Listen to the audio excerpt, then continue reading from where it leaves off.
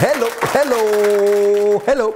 Oh, welcome again to Talk Shop, where we tell it like it is and let the chips fall where they may. And the question that I ask all of you, and I know, Debbie, I promise you t-shirts, and it's coming soon. Montemino politician, when I promise I'll deliver, but it will be there soon. And the t-shirt, the front will say, what time is it? And when you turn the back, it says what? It's nation time. It's nation time, folks. There are some people, they are doing all they can to bring this country down. She's still. There are some of us who will resist it. Ghana will rise again. I know it's a Franco slogan. I don't care. Whoever slogan it is, all I know is Ghana will rise again. Anyway, welcome to Talk Shop, and it's nation time. And today, folks, we are so close to the election, and we are facing a constitutional crisis as we have never done before in this country. Believe it or not, folks, we are in a constitutional crisis. I really don't know how this is going to be resolved. You know how we keep thinking, oh, we are going, heaven knows where we are going, we know we are, whatever. In this constitutional crisis, it's different though. It's like we are going, but heaven even doesn't know where we are going. And when we get there, then we realize, it is bad, folks. It is bad for any country with such few days before a very major, heated election to run into constitutional crisis. But that's where we are, folks. We are in a constitutional crisis. In my view, and forget about me, because I'm not a politician, I'm an idealist, and I'm crazy, and my ideas can't fit. But in my view, this crisis shouldn't have happened. It shouldn't have. I think we have a, it's funny what we call separation of powers, that the power is separated, the judiciary, the legislature, the executive, they all have powers, and they are separate, but they check on each other. But we are seeing a case now in Ghana where the judiciary is supreme. I think the judiciary is putting itself in a position where it towers over all the other arms of government. So that whatever you do, they should step in and interpret, which is fine in some cases, but not when the Constitution states certain things clearly. Anyway, let me say this, my dear judiciary. I was going to say you are in the line of fire, but I'm going to say KSM for contempt. So I won't say judiciary is in the line of fire. All I will say is, judiciary, take some free advice from me. And listen to my advice. The judiciary, you are the last bastion of integrity. You are our last hope for justice. When we run to the judiciary, we run with the confidence that we are going somewhere where our conflict will be resolved because justice will prevail. That is the judiciary, folks. And I'm telling you, for all of you judges, let me tell you something, especially those of you on the Supreme Court. Do you know the quality of a judge? I'm sorry for me to be telling you this because you are judges. But the judge is conscientious. A judge is sharp. A judge is emotionally intelligent. A judge is focused. A judge is objective. A judge is judicious. A judge is amazingly perceptive. That is what a judge is. And trust me, when I see any judge or any judge in the Supreme Court, automatically, these people, they have earned it.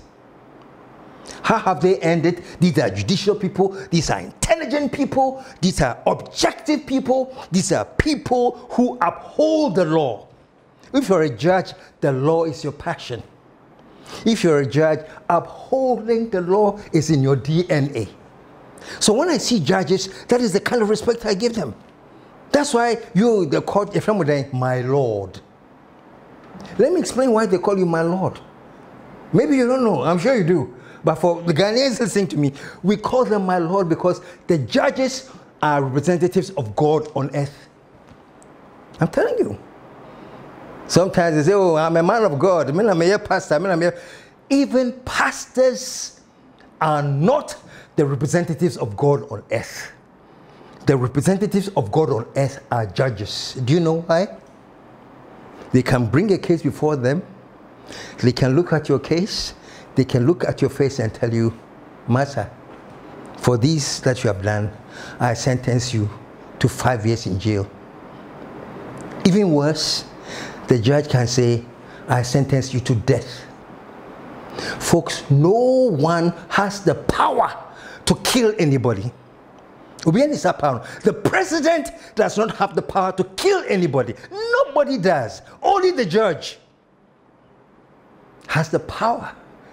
Well, they don't go killing people or anything, but I'm saying, technically, no, you can be in court, and if they charge you with treason or whatever things, the judges reserve the power to kill you. Tell me, some of your representatives of God, who else has the power to kill?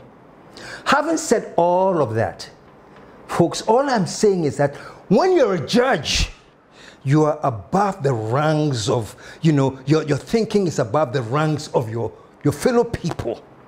Your man position here, it is so respectable to be a judge. I'm telling you, my Lord.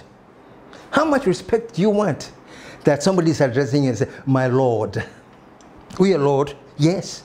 On earth you're presenting God, and we are my Lord. So folks, here's the other thing. Once you are made a judge, you are a judge forever. No one can remove you from office. Nobody has the power to remove a judge from office. Well, of course, unless the judge commits some crime or, but I'm talking about normally.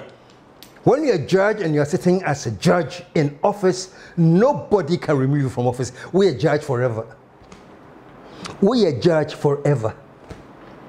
That is the kind of person you all are. Maybe because it doesn't occur to you. That is the kind of person you are. You are this high, my lords. You are representing God on earth, my lords. You have the power to kill. You have the power to forgive. You have the power to redeem. You have the power in your hands. Say, acquire by or you say, but I am the judge. I say, young fan channel. Let's do this, let's do that, and whatever. The power is in your hands. That's the power you have as judges. And even more important, it is forever. It is forever. But let me tell you something, what's happening in Ghana now. We know that Nana Addo, the president, has appointed so many people in the Supreme Court. I have no problem. If, in fact, he has appointed judicious people, if, for a fact, he has appointed people with conscience, if, as a matter of fact, he has appointed people whose passion is the law, if he has appointed people whose passion is justice, I have no problem. They can be his uncles, wives, nieces, I don't care. So long as they are passionate about the law, they are judicious, they are objective, and their passion for justice is amazing. I have no problem. But let me tell you what happens in Ghana. Once you've been appointed by the president, you start thinking that you have not been appointed because of all these qualities I've talked about. You have been appointed because, oh, President Pemasem, the president appointed me because he's my friend. So the scary part is this. Your loyalty is no longer to the law. Your loyalty is no longer to justice. Your passion is no longer for humanity. Your loyalty is to the one who appointed you. I was joking with some friends just yesterday, and I said, right now, when you meet a Supreme Court judge, and you say, hey, my Lord, how are you? And they say, do you know the answer he'll give you, or she will give you? Hey, yo, hey,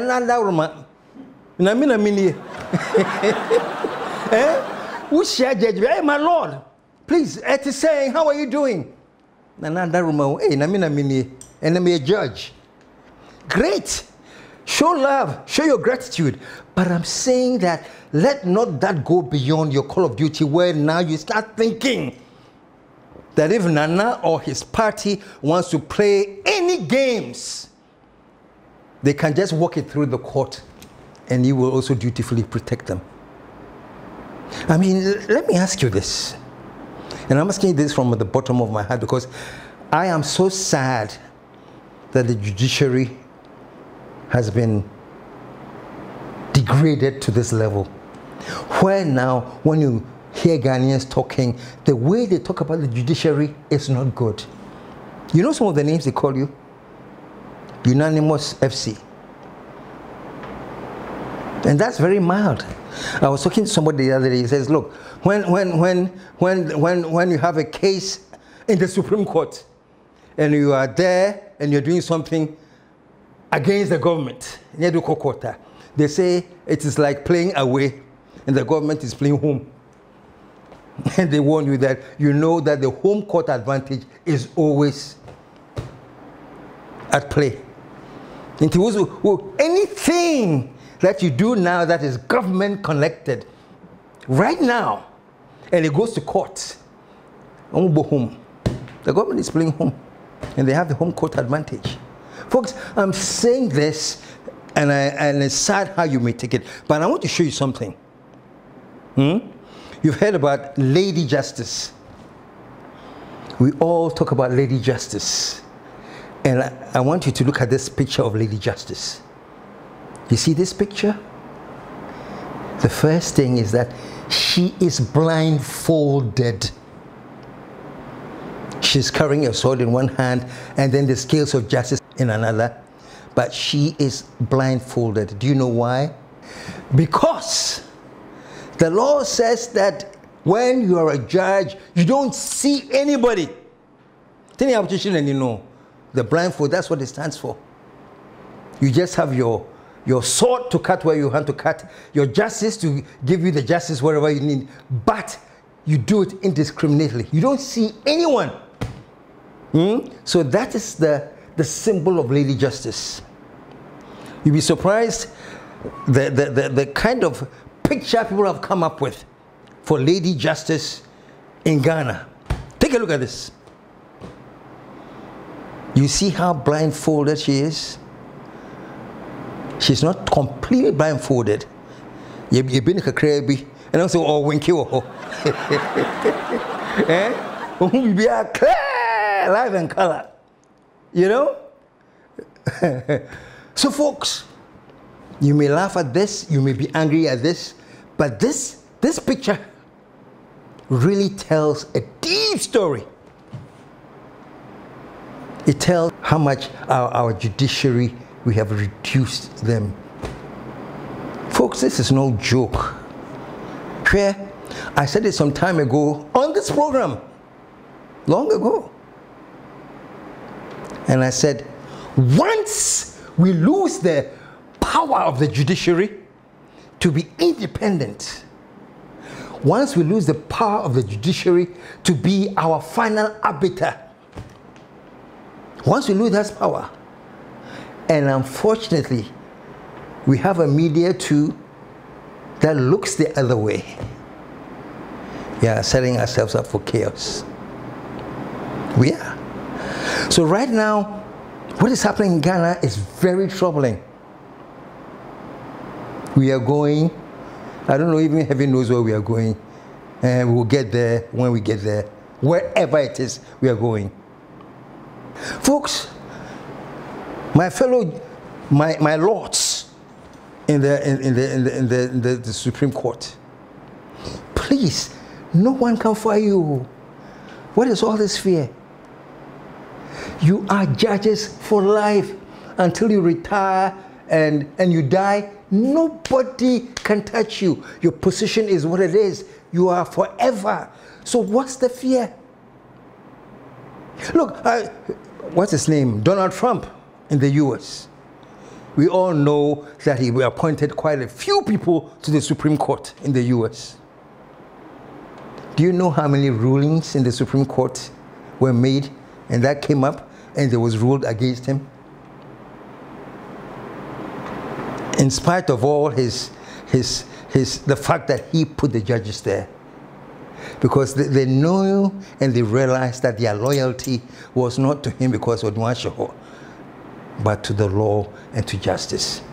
So, all I'm saying, Supreme Court, please, this idea that they call you the Unanimous FC, this idea that they say when there's a case about you and the government is involved, the government is playing at home. You know, the people are saying this, but trust me, that points to a loss of hope in the judiciary. And trust me, you are the ones we respect as our last resort. Say, whatever happens, the worst thing that can happen, the last resort, and we do have a last resort, is that we go to court. But trust me, when we start doubting the kind of justice we'll get out of the court, it's not good. Folks, if we become aware how dangerous this is to a country that is heading towards a major election, all of us would panic. It's a very dangerous situation that we're in. I am not a lawyer, and I'm sorry I can't go into the details of the law. I'm just talking to you from the point of view of how I see the justice system from where I sit. I mean, this ruling of the seas that being declared vacant, it has happened before in our country. And what was it? Was his name Professor Michael Quay? Under him? Having forfeited the membership of the party on whose ticket he was elected to Parliament, the operative language of the Constitution is that he shall, which is mandatory, vacate his seat in Parliament. In the circumstances, Parliament it is determined that the conduct of Honourable Andrew Amoako Asiama amounts to vacating his seat in Parliament.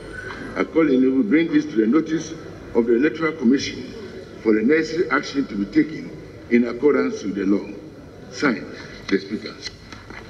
The very people that are actually now battling Bagwin jubilated when it happened under Michael Quay. Take a look.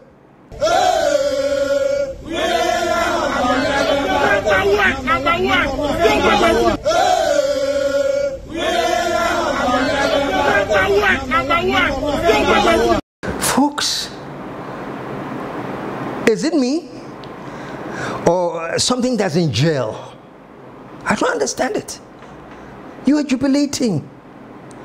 And now under the same circumstances, Bagwin has also made a ruling, and all hell has broken loose. To the point where the majority stages a walkout of Parliament. Only in Ghana. One day I'll have a special citation and award people for extreme, outrageous things. And one of the most outrageous things that I'll honor the Ghanaians for is that it's only in Ghana that the majority will walk out of the Parliament. Look at all the allies you have laid, you know, bills that you want to discuss in Hamudiato before Parliament. You have walked out and left the country to do what? Folks, it doesn't make sense. It doesn't make sense. And I'm telling you, if you are anybody that has conscience, if you're anybody that really feels for Ghana, you'll be sad. This is a sad day in the history of Ghana. Well, let's see how this unravels. We are going, knowing Ghana too, you don't know. I'm hoping that maybe sense will hit somebody somewhere and a change of mind will come. You know what I'm saying? I'm just so tired of always hearing from the extremists who do not make sense. I won't mention names, not in this program. Maybe one day I will. There are some extremists in parties. They don't make sense. And they have crowded the moderates who make sense. So I'm hoping that maybe for once the moderates will speak up and this thing will end up nicely so that we can go ahead. Election is around the corner. Do you know the worst thing that can happen?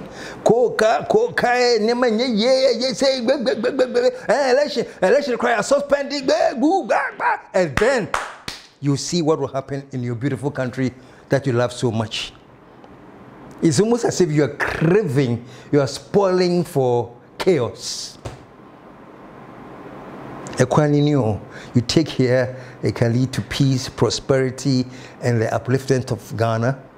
You take here, it will lead to chaos and destruction. And but it seems as if we all decided nicely, as we always do in Ghana, casually, oh, let's go the route that will lead to chaos.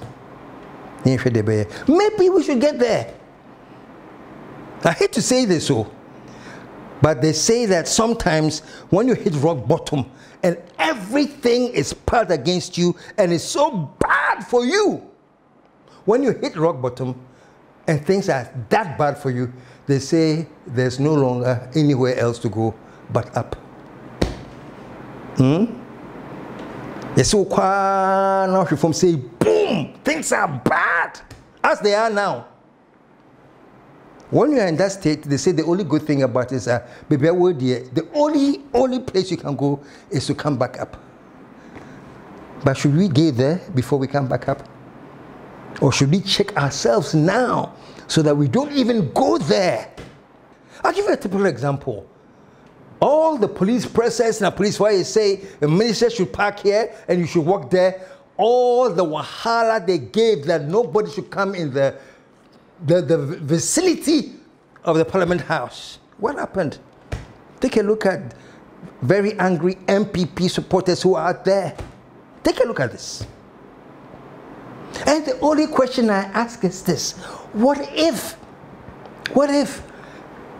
the crazy youth of the NDC too had decided to say, we'll prove to you that we are also men? What would have happened in Ghana?